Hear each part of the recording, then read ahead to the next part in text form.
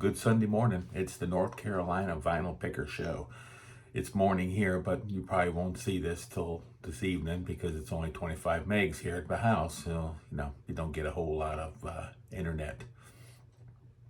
But I did go to a couple stores this week. I had to go down to Charlotte earlier in the week, and I made a couple of stops while I was down there. So I usually go to my furthest place, and then I work my way back home. That's been my MO for quite a few years.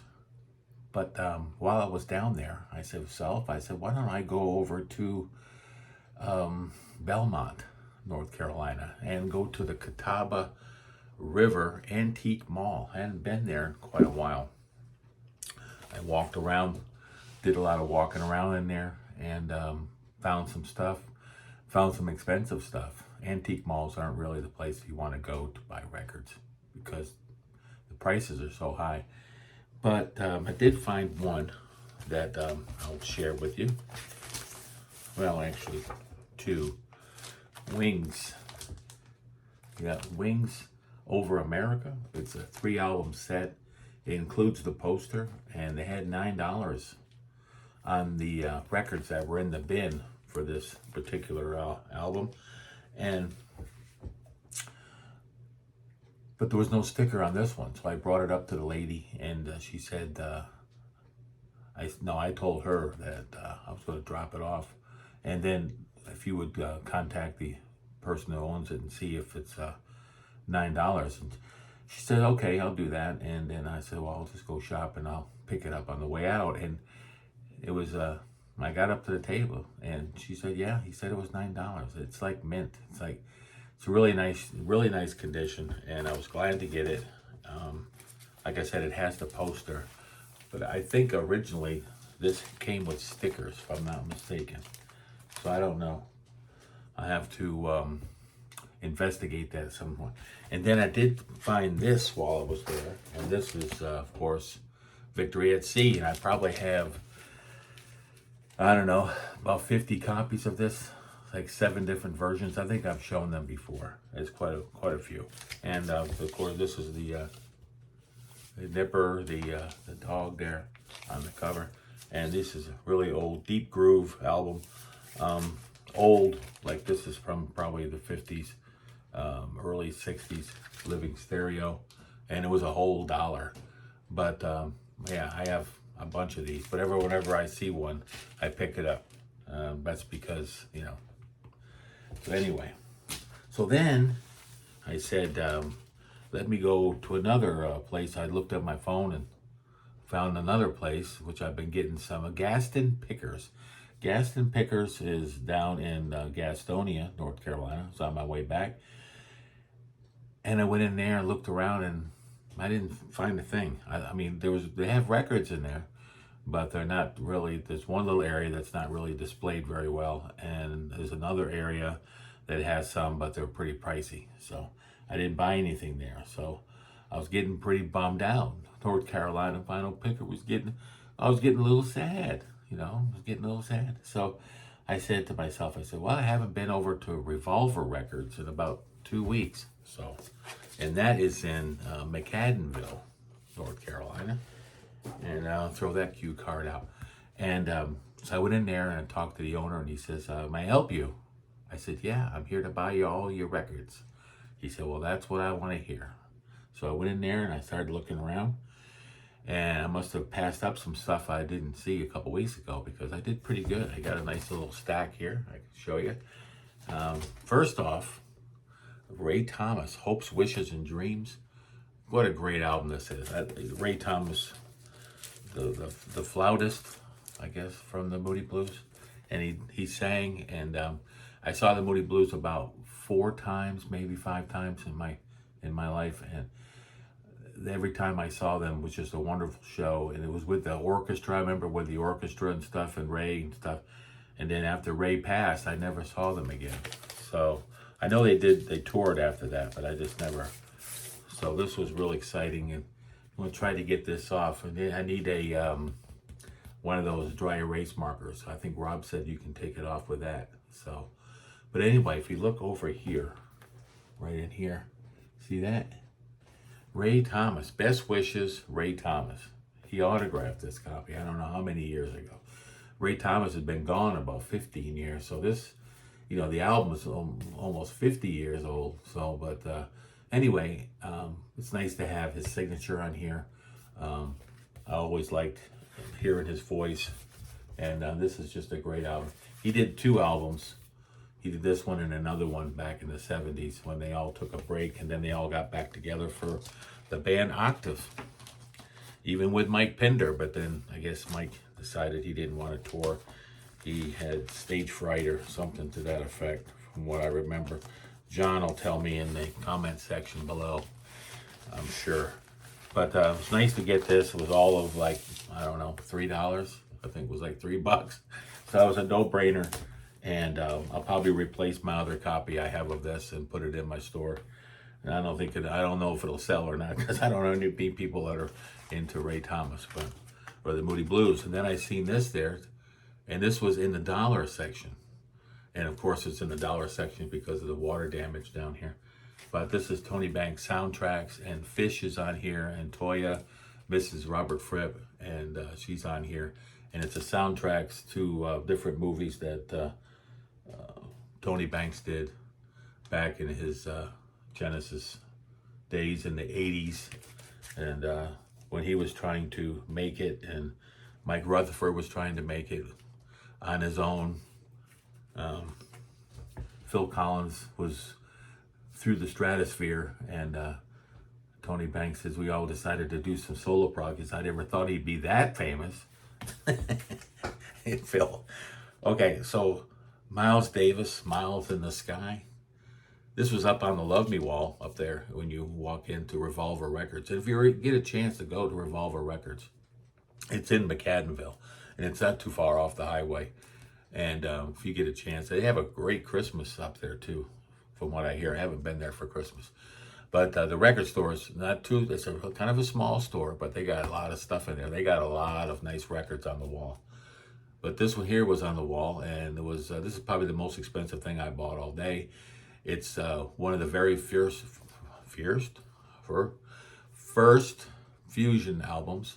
It's in my top 10 beginning Fusion albums that I did a special on, and I'm going to be updating that next week, because Stephen Wilson, supposed to be the Stephen Wilson show today.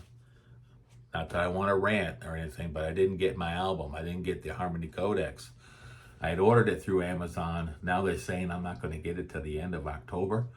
So I think what I'm going to do is I'm going to buy the black vinyl copy this week, because the orange one is the one that's on back order.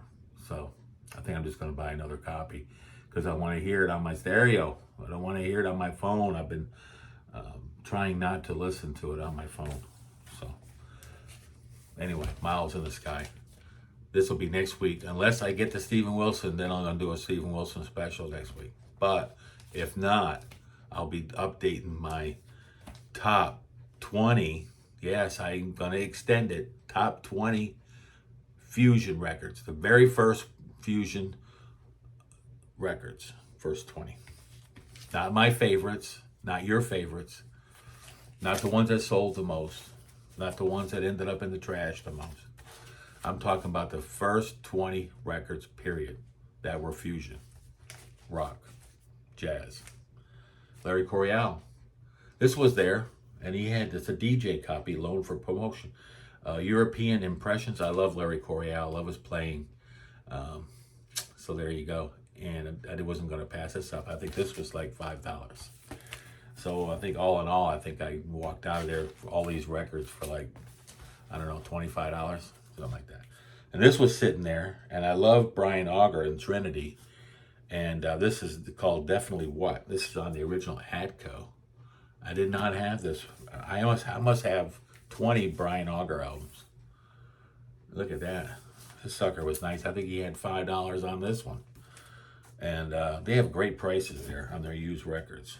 And I like Gato Barbieri too.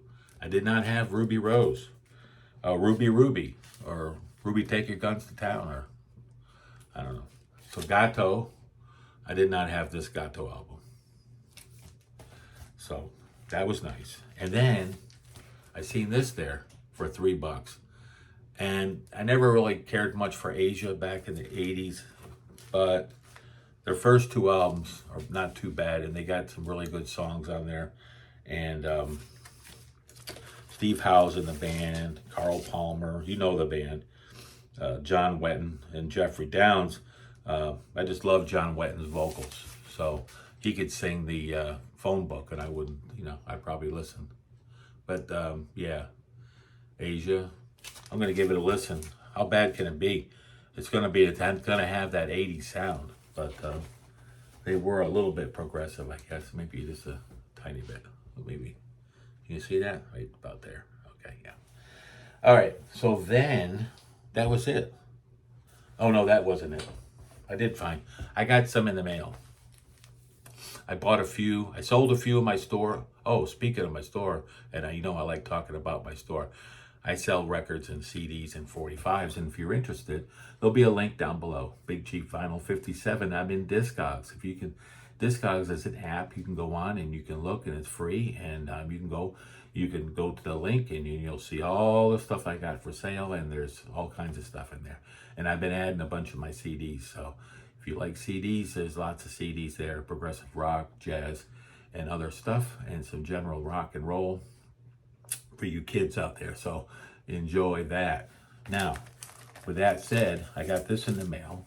Anthony Phillips, for a short time after he left Genesis, long after he left Genesis, he had a band called the Anthony Phillips Band, and it was the Invisible Men. I've not heard this album.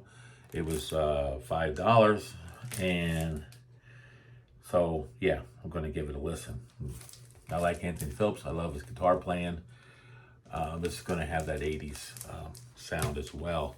I found this one this week online, and I didn't want to pass it up. I'll be putting my original copy in my store, but this is Santana's Abraxas Quadraphonic. Don't sleep on those quadraphonics. Remember last week I was telling you, don't sleep on those.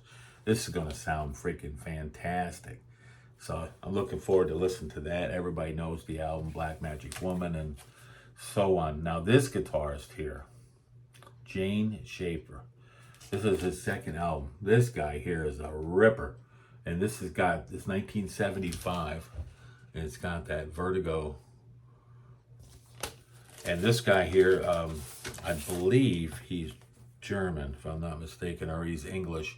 And he's just an very unknown guitar player that a lot of people that never heard of. But if you get a chance to listen to him, check him out. I mean, I could have gone on Wikipedia and did a long story about Jane Schaefer, but you can look him up yourself. But look at that, just the album cover alone makes you want to buy this album. I think I have 5 of his albums now, and they're all just wonderful. And it's, yeah, so it's great. This one here was a grail for me. Tony Williams' Lifetime Emergency, Volume 1. Very difficult to see. Let me take it out of here. Volume 1. I have it on CD. I put it in my store. So now I found the Volume 1. Now I need to find Volume 2. And he was on Polydor. Tony Williams, this is one of the first 20 fusion albums of all time. This is on my list. So when I update my list, I'm going to have some new stuff to show y'all next week. Unless I get the Harmony Codex. And then it'll be pushed back a week. And boom, here you go. King Crimson USA. Speaking of John Wetton, he's all over this. This is their live album. I wish it was a double album. But it's got Lark's Tongue and Aspect, Lament, Exiles on side 1. And then on side 2, you got Asbury Park, Easy Money, 21st Century Schizoid Man. And it's like mint. I got it on eBay, and I think I paid all of $8 for it. And I did not have this one. Now I'm only missing a couple of their albums. I like the period with, of course I love the first album, but I love the period with when it was Bruford, Wetton, and Fripp. That was probably my favorite King Crimson period. So we're doing a contest this week, and the contest is for What the Gym, Push to 500. I watched Rachel's this morning. I watched her entry into Big Jim, Push to 500. He wants you to show 3 Western movies, 3 Western LPs. And that's what I'm going to show anyway. And show 5 Western, so your favorite Western song, not 5, your favorite Western song. So here we go. We're going to go ahead and show you those real quick. And for Jim, he's pushed, I think it was a push to 500 subs, but he's probably well over that now. And I think I missed the contest. I think it ended this morning or this afternoon. Maybe I got in, I'm not sure.